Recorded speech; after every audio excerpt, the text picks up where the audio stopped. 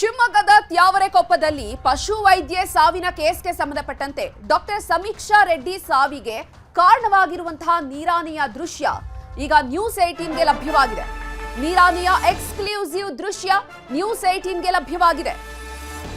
ಶಿವಮೊಗ್ಗದ ತ್ಯಾವರೆಕೊಪ್ಪದಲ್ಲಿ ಪಶು ವೈದ್ಯೆ ಸಾವಿಗೆ ಸಂಬಂಧಪಟ್ಟಂತೆ ಡಾಕ್ಟರ್ ಸಮೀಕ್ಷಾ ರೆಡ್ಡಿ ಸಾವಿಗೆ ಕಾರಣವಾಗಿರುವಂತಹ ನೀರಾನೆಯ ದೃಶ್ಯ ನ್ಯೂಸ್ 18ಗೆ ಲಭ್ಯವಾಗಿದೆ. ನೀರಾನೆ ಬಳಿಯೇ ಈಗಲೂ ಕೂಡ ಡಾಕ್ಟರ್ ಸಮೀಕ್ಷಾ ತಗೊಂಡು ಹೋಗಿದಂತಹ ಟಾರ್ಚ್ ಬಿದ್ದಿದೆ. ಟಾರ್ಚ್ ಅನ್ನ ಹಿಡ್ಕೊಂಡು ಡಾಕ್ಟರ್ ಸಮೀಕ್ಷಾ ಮೊದಲು ವಿಡಿಯೋ ಮಾಡಿದ್ದಾರೆ. ಸಮೀಕ್ಷಾ ರೆಡ್ಡಿ ಟಾರ್ಚ್ಗೆ ಕೆರಳಿ ನೀರಾನೆಯಾದಂತಹ ಹಂಸಿಡಿ ದಾಳಿ ಮಾಡ್ತಾ ಅನ್ನುವಂತಹ ಅನುಮಾನಗಳು ಇಲ್ಲಿ ಹುಟ್ಕೊಳ್ತಾ ಇದೆ. ಕೇರ್ ಟೇಕರ್ ಗಮನಕ್ಕೆ ತಾರದೆ ನೀರಾನೆ ಬಳಿ ಹೋಗಿದ್ರ ವೈದ್ಯರು, ಮಾಹಿತಿಯನ್ನ ನೀಡದೆ ಚಿಕಿತ್ಸೆಗೆ ಹೋಗಿದ್ರು ಅಂತ ಕೇರ್ ಟೇಕರ್ ಹೇಳ್ತಾ ಇದ್ದಾರೆ. ನೀರಾನೆ ಸ್ವಭಾವದ ಬಗ್ಗೆ ಈಗ ನ್ಯೂಸ್ 18ಗೆ ಕೇರ್ ಟೇಕರ್ ಪವನ್ ಮಾಹಿತಿಯನ್ನ ನೀಡಿದ್ದಾರೆ. ಸಿಸಿಟಿವಿ ಇದ್ರೂ ಕೂಡ ದೃಶ್ಯಗಳು ಮಾಯವಾದ್ವಾ, ಸಿಸಿಟಿವಿ ದೃಶ್ಯ ಡಿಲೀಟ್ ಆಗಿದೆ ಅಂತ ಅಲ್ಲಿನ ಸಿಬ್ಬಂದಿ ಹೇಳಿಕೆಯನ್ನ ನೀಡ್ತಿದ್ದಾರೆ. ಆ ಸಿಬ್ಬಂದಿಯ ಹೇಳಿಕೆಗಳು ಈಗ ಅನುಮಾನಕ್ಕೆ ಎಡೆ ಮಾಡಿಕೊಡ್ತಾ ಇದೆ.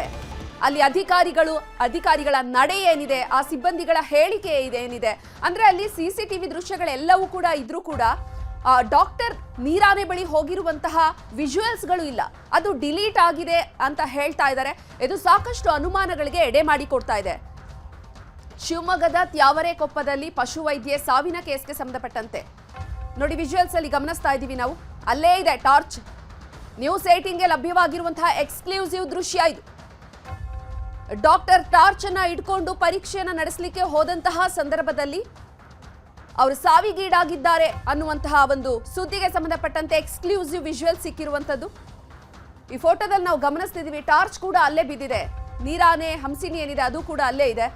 ಡಾಕ್ಟರ್ ಸಮೀಕ್ಷಾ ರೆಡ್ಡಿ ಈ ನೀರಾನೆಯನ್ನ ಪರೀಕ್ಷೆ ಮಾಡ್ಲಿಕ್ಕೆ ಅಲ್ಲಿ ಹೋಗ್ತಾರೆ. ನೋಡಿ, ಸಿಸಿಟಿವಿ ಸಾಕಷ್ಟು ಸಿಸಿಟಿವಿಗಳು ಇರುತ್ತೆ. ಅಲ್ಲಿ ರೂಲ್ಸ್ ಪ್ರಕಾರ ಸಿಸಿಟಿವಿಯನ್ನ ಹಾಕಬೇಕು. ಇಂತಹ ಘಟನೆಗಳು ನಡೆದಂತಹ ಸಂದರ್ಭದಲ್ಲಿ ಅದ್ರ ಬಗ್ಗೆ ಗಮನ ಹರಿಸಲಿಕ್ಕೆ ಅಂತಾನೆ ಸಾಕಷ್ಟು ಸಿಸಿಟಿವಿಗಳನ್ನ ಅಳವಡಿಕೆ ಮಾಡಿರ್ತಾರೆ. ಆದ್ರೂ ಕೂಡ ಸಿಸಿಟಿವಿ ಸಿಗ್ತಾ ಇಲ್ಲ ಅಂತ ಹೇಳ್ತಿದ್ದಾರೆ, ಅಂದ್ರೆ ವಿಜುವಲ್ಸ್ ಇಲ್ಲ ಅಂತ ಹೇಳ್ತಿದ್ದಾರೆ. ನೋಡಿ, ನೀರಾನೆ ಬಳಿಯೇ ಈಗಲೂ ಕೂಡ ಡಾಕ್ಟರ್ ತಂದಿದಂತಹ ಟಾರ್ಚ್ ಬಿದ್ದಿದೆ. ಮೊದಲಿಗೆ ಅವರು ಟಾರ್ಚ್ ಅನ್ನ ಇಟ್ಕೊಂಡು ನೀರಾನೆಯನ್ನ ಪರೀಕ್ಷೆ ಮಾಡಲಿಕ್ಕೆ ವೈದ್ಯರು ಹೋಗಿದ್ರು ಅನ್ನೋದಕ್ಕೆ ಪುರಾವೆ ಅಲ್ಲೇ ಇದೆ. ನೀರಾನೆ ಸಿಂಹಿಣಿಯ ವಿಜುವಲ್ಸ್ ಇದು. ಕೇರ್ ಟೇಕರ್ ಹೇಳ್ತಾ ಇರೋ ಪ್ರಕಾರ ನಮ್ಮ ಗಮನಕ್ಕೆ ತಂದಿಲ್ಲ, ಅವರು ನಮ್ಮ ಗಮನಕ್ಕೆ ಬಾರದೇ ಇರೋ ರೀತಿ ಅವರು ನೀರಾನೆಯನ್ನ ಪರೀಕ್ಷೆ ಮಾಡಲಿಕ್ಕೆ ಡಾಕ್ಟರ್ ಸಮೀಕ್ಷಾ ತೆರಳಿದ್ರು ಅಂತ ಅದನ್ನ ಕೇರ್ ಟೇಕರ್ ಆಗಿರುವಂತಹ ಪವನ್ ಹೇಳಿಕೆಯನ್ನು ನೀಡ್ತಿದ್ದಾರೆ.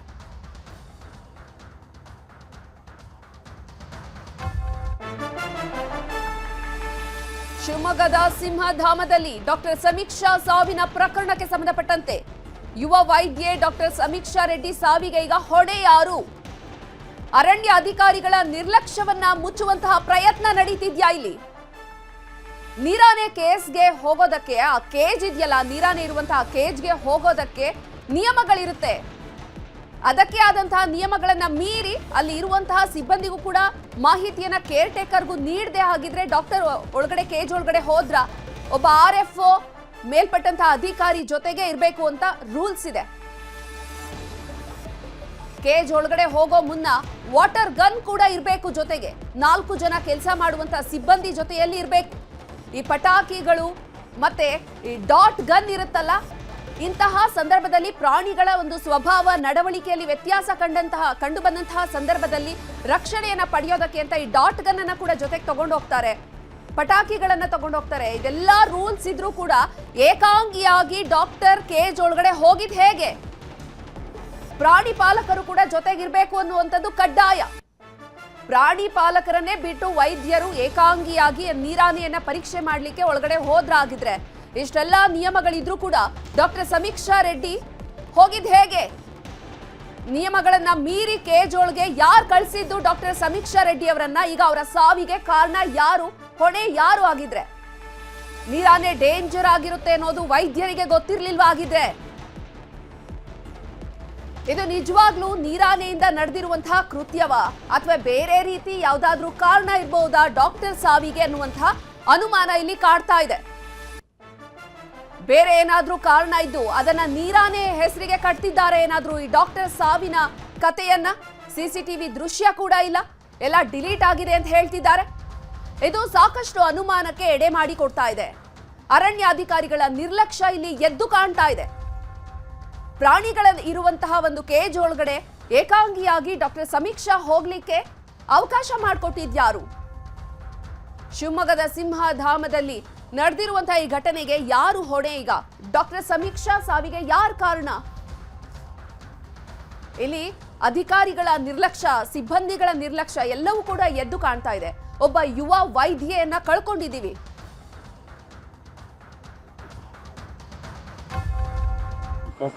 ಅಂದ್ರೆ ಈಗ ಅನಿಮಲ್ ಡೇ ಟೈಮಲ್ಲಿ ಬಹಳ ರೆಸ್ಟ್ ಮಾಡುತ್ತೆ, ಅಂದ್ರೆ ಬಿಸಿಲು ತಾಪಮಾನ ಅದು ತಡ್ಕೊಳಲ್ಲ.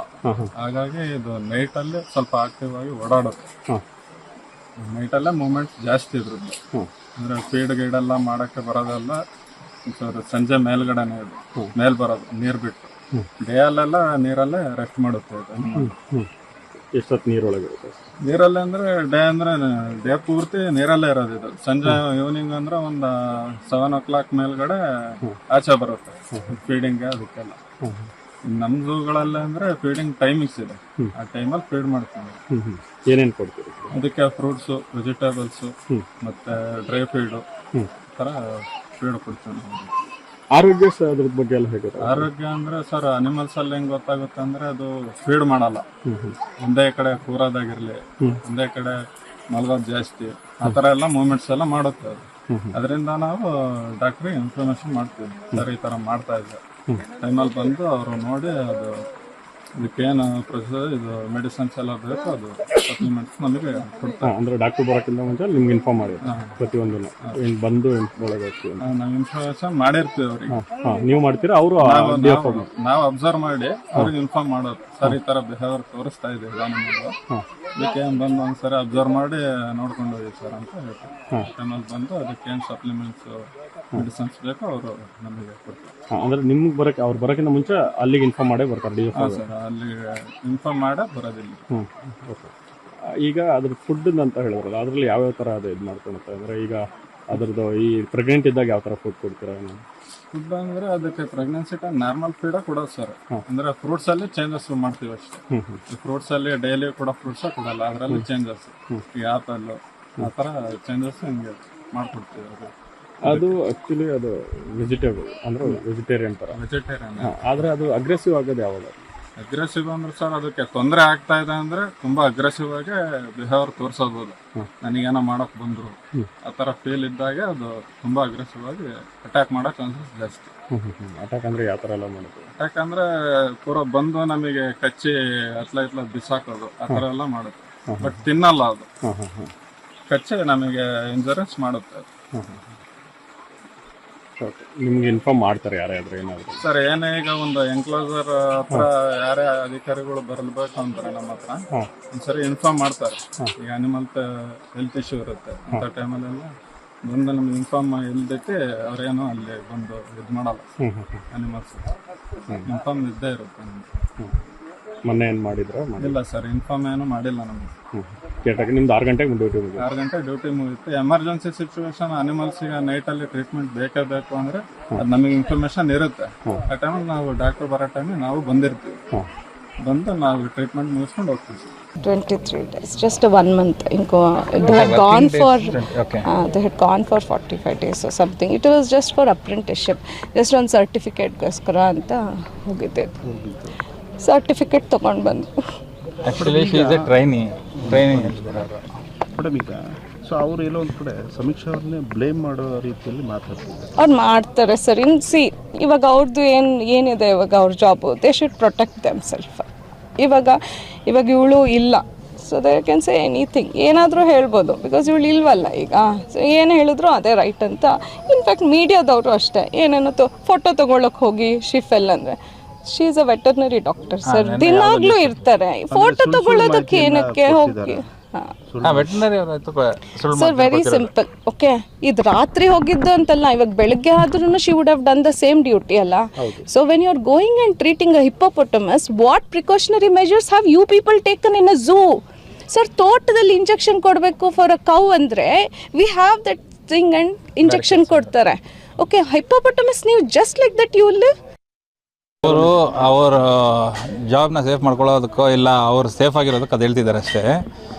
She is not the first day she is going almost from 1 week. Daily night ಅವಳು ಹೋಗಿ ಮಾನಿಟರ್ ಮಾಡ್ತಿದ್ದಾಳೆ. ಆಮೇಲೆ ಪ್ರೋಟೋಕಾಲ್ಸ್ ನಿಮ್ಗೆ ಗೊತ್ತಿರೋಂಗೆ ಭಾಳ ರೂಲ್ಸ್ ಐತೆ ಅದಕ್ಕೆ. She should go with 2 guards. ಮತ್ತು ಕೀ ತೆಗಿಬೇಕು ಅಂದ್ರೂ senior doctor should come and open that key. ಯಾವುದೂ ಇಲ್ಲ ಇಲ್ಲಿ. ಅವ್ರು ಸುಮ್ಮನೆ ಅವರು ಬೆಳಗ್ಗೆ ನಿಮ್ಮ ಯಾವುದೋ ನ್ಯೂಸಲ್ಲಿ ನೋಡಿದೆ, ಅವರ ಸೀನಿಯರ್ ಡಾಕ್ಟ್ರು ಎಷ್ಟು ಆರಾಮಾಗಿ ಅವ್ನು ಹೇಳ್ತಿದ್ದಾನೆ ಅಂದರೆ ಅವ್ನಿಗೆ ಕನ್ಸರ್ನೇ ಇಲ್ಲ, ಒಂದು ಪ್ರಾಣ ಹೋಗಿದ್ದನ್ನ ಕನ್ಸರ್ನೂ ಇಲ್ಲ. ವಿ ಡಿಂಟ್ ಸೆಂಡ್, ನಮ್ಮ ಪರ್ಮಿಷನ್ ಇಲ್ಲದೆ ಹೋಗಿದ್ದಾಳೆ, ಬರ್ಡ್ಗೆ ಹೇಳಿದ್ವಿ ಅಂತ ಹೇಳ್ತಿದ್ದಾರೆ.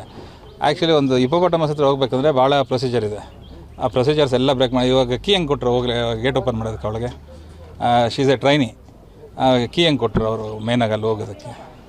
ಸೊ ಎಲ್ಲ ನೆಗ್ಲಿಜೆನ್ಸಿ, ಟೋಟ್ಲಿ ನೆಗ್ಲಿಜೆನ್ಸಿ. ನಿನ್ನೆ ನಮಗೆ ಅಲ್ಲಿ ಏನು ಮಾತಾಡೋಕ್ಕಾಗಲಿಲ್ಲ. ಅವ್ರ ತಪ್ಪನ್ನು ಮುಚ್ಕೊಳ್ಳಿಕ್ಕೆ ಈ ರೀತಿ ಹೌದು, 100% ಸರ್. ಇಲ್ಲಾಂದರೆ ಟ್ರೈನಿಂಗ್ ಯಾರು ಸರ್ ಬಿಡ್ತಾರೆ ಹಿಪ್ಪೋಪೊಟಮಸ್ ಹತ್ರ? CCTVಯ ದೃಶ್ಯಗಳು ಎಲ್ಲಿ ಮಾಯವಾದವು? ಹಾಗಾದ್ರೆ ಅಲ್ಲಿನ ಸಿಬ್ಬಂದಿಗಳು ಹೇಳ್ತಾರೆ, ನಮ್ಗೆ ಯಾರಿಗೂ ಕೂಡ ಮಾಹಿತಿ ಇರಲಿಲ್ಲ. ಡಾಕ್ಟರ್ ಸಮೀಕ್ಷಾ ಅವರು ನೀರಾನೆ ಬಳಿ ಹೋಗಿರುವಂಥದ್ದು ನಮ್ಮ ಗಮನಕ್ಕೆ ಬಂದಿಲ್ಲ, ಇದ್ದಿದ್ರೆ ನಮ್ಮ ಗಮನಕ್ಕೆ ಬಂದಿದ್ರೆ ನಾವು ಹೋಗ್ತಾ ಇದ್ವಿ ಅಂತ ಹೇಳ್ತಾರೆ. ಆದರೆ ಇಲ್ಲಿ ಈ SOP ನಿಯಮಗಳ ಉಲ್ಲಂಘನೆ ಆಗಿರುವಂಥದ್ದೇ ಡಾಕ್ಟರ್ ಸಮೀಕ್ಷಾ ಸಾವಿಗೆ ಪ್ರಮುಖ ಕಾರಣ ಅನ್ನುವಂಥದ್ದು ಎದ್ದು ಕಾಣ್ತಾ ಇದೆ.